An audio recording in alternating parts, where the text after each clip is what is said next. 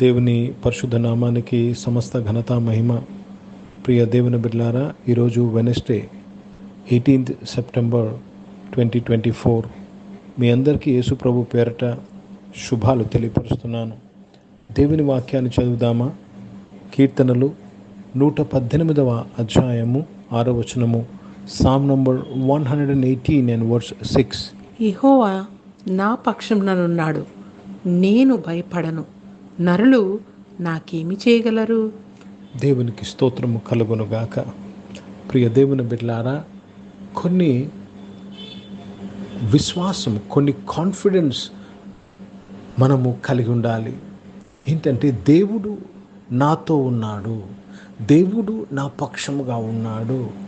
కనుక మనము స్పిరిచువల్గా ఎదుగుతున్న ప్రతి ఒక్కరము ఈ యొక్క స్థితిని గుర్తించాలి, లేక ఈ స్థితిలోనికి నడిపింపబడాలి. ఏంటంటే స్థితి, దేవుడు నా పక్షమున ఉన్నాడు.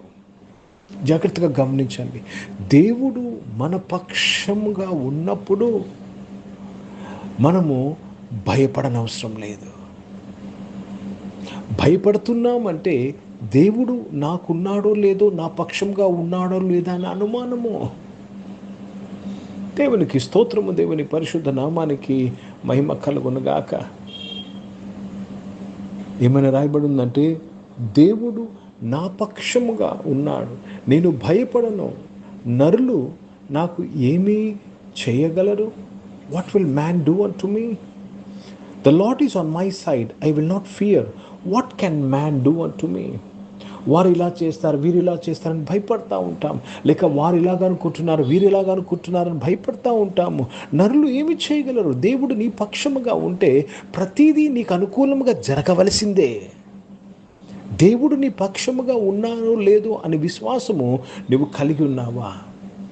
Do you have the faith that the Lord is with you? The Lord has been with you.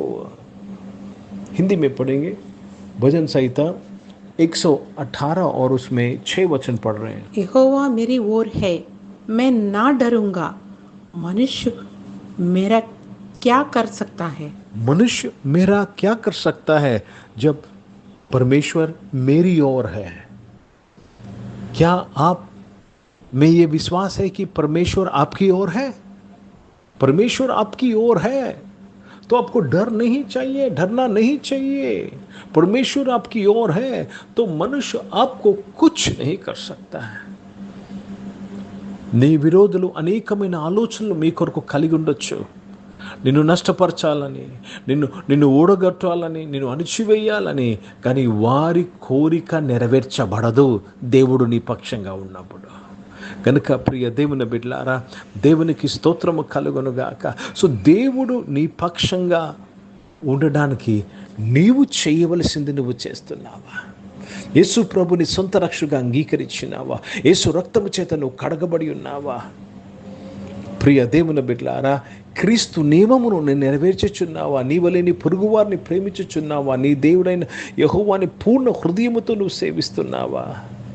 కనుక దేవుడు నీ పక్షముగా ఉన్న స్థితిలోనికి నువ్వు వచ్చినప్పుడు నలుడికి ఏమీయూ చేయలేరు. ప్రార్థన చేసుకుందాం. ప్రియ పరిశుద్ధ తండ్రి, జీవం గల దేవా, ఈ వాక్యం ద్వారా నీ బిడ్డలందరితో మాట్లాడినందుకు స్తోత్రం. అవును తండ్రి, మాకు ఎవరైనా ఏమైనా చేస్తారని దేవా భయపడతా ఉంటాం.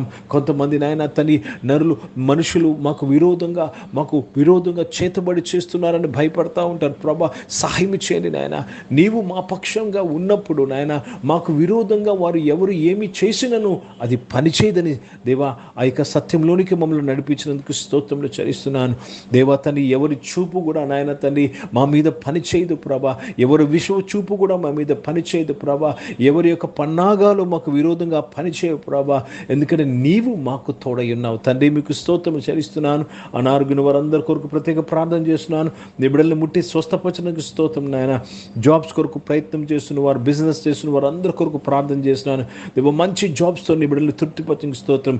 నీవు నీ బిడ్డల పక్షముగా ఉండగా నాయన, వారికి విరోధంగా దేవ జాబుకి విరోధంగా ఉన్న ప్రతిదీ ఓడిపోవలసిందే తండ్రి. మీకు స్తోత్రం చెల్లిస్తున్నాను.